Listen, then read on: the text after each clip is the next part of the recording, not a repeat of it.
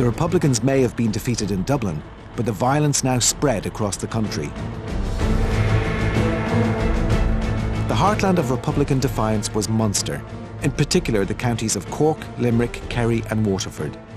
The anti-treaty forces had no central leadership, and as with the forecourts, the Republicans were hopelessly outgunned, with the Free Staters having unlimited access to British weaponry.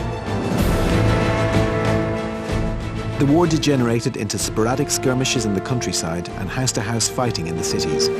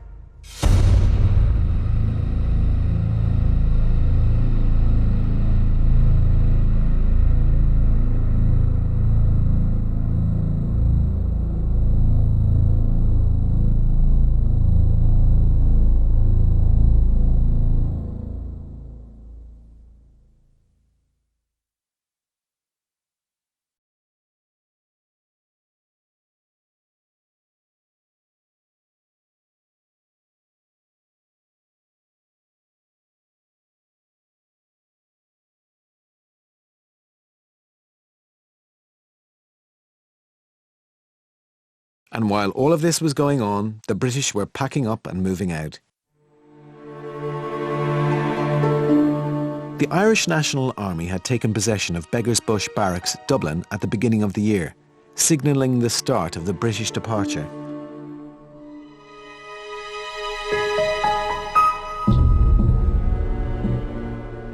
It had been used as a recruits training depot for the British garrison in Ireland, and it was the first military barracks to be handed over to the new provisional government.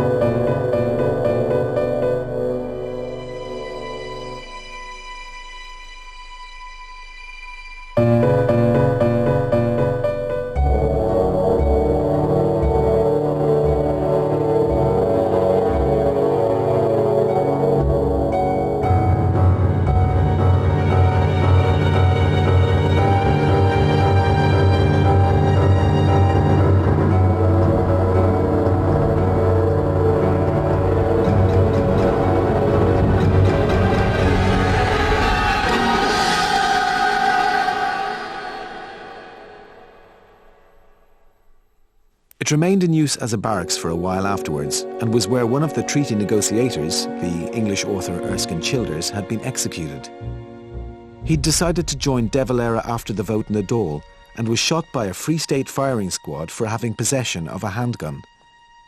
Ironically, it had been given to him as a gift by Michael Collins himself. But by the time he was killed, little in this conflict was making any sense.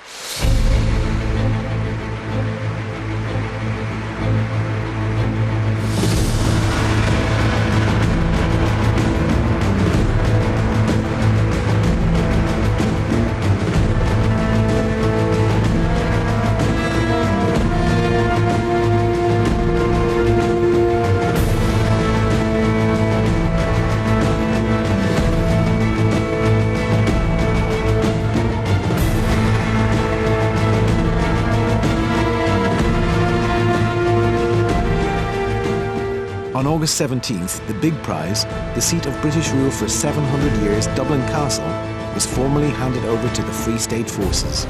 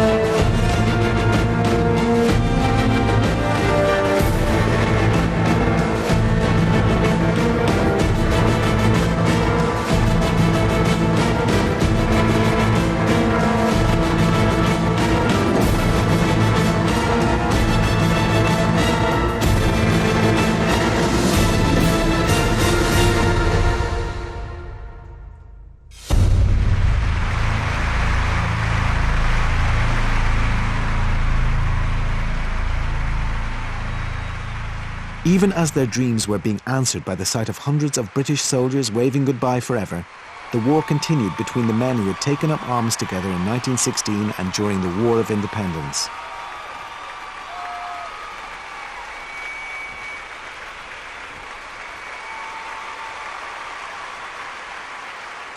When everything seemed to be heading for a Free State victory, two tragedies hit the Free State movement in a matter of days. The first was the sudden death of Arthur Griffith, the president of the Provisional Government, from a brain hemorrhage.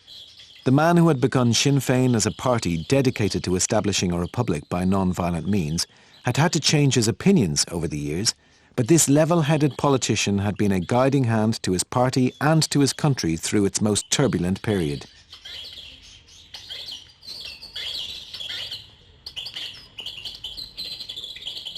His death, some thought, was a result of the strain of trying to keep his country from tearing itself apart. "A braver man than Arthur Griffith I never met," recalled Lord Birkenhead. Then 10 days later, on the 22nd of August 1922, Michael Collins himself was dead, killed in an ambush on a road in his native Cork by the Republican IRA. On his deathbed, his father pointed at the 6-year-old Michael and told his family to take care of him because one day he'll be a great man.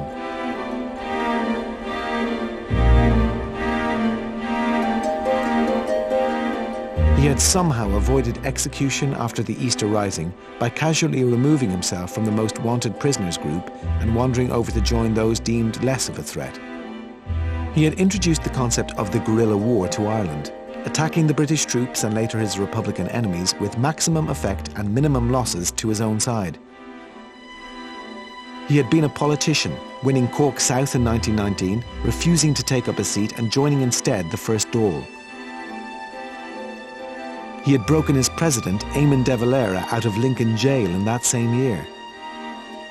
He had been a spy master, presiding over a large network of informers, and ran an assassination unit that killed British spies and Irish collaborators. He had been a Minister for Finance and organised a bond issue that funded the new Irish Republic.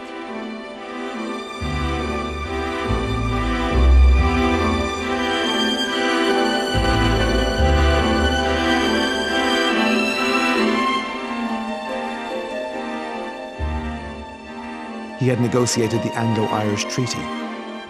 He was Commander-in-Chief of the Free State Army.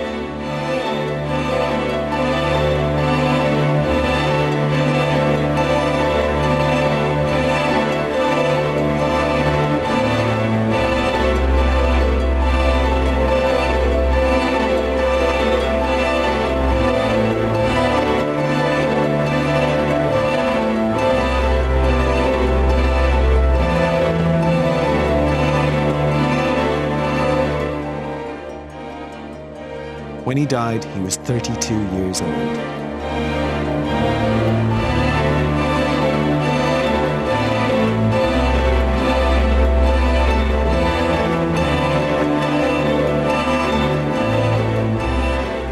His death could have been avoided. He was travelling to Bandon in Cork and stopped to ask for directions, knowing that the local Republicans had made some of the roads impassable. The man he asked, though, was an anti-treaty IRA man. He knew that the Collins convoy would have to come back the same way later that day, as all the other roads were closed, so an ambush was set up.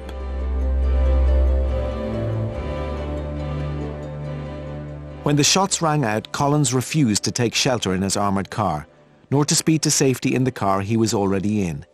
Instead, he stood in the road exchanging rifle fire with the ambushers. He was shot in the head and died immediately.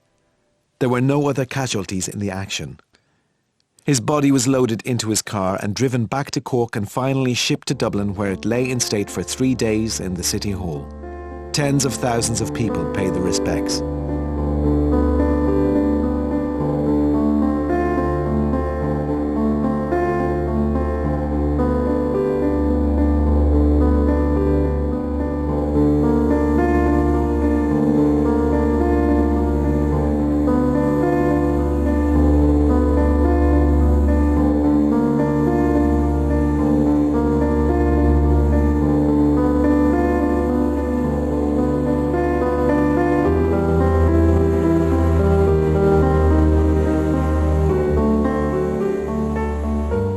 funeral mass took place in the Pro Cathedral.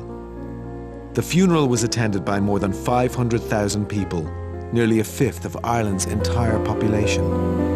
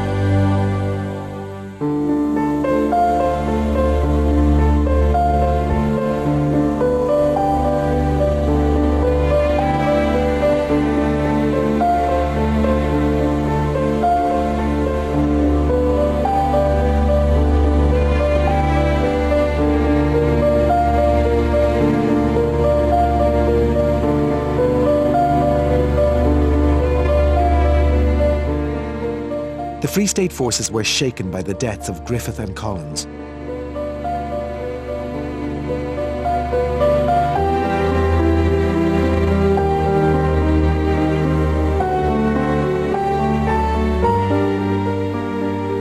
W.T. Cosgrave took over the presidency while Richard Mulcahy, the general who had accepted the British departure at Beggar's Bush, took over the National Army.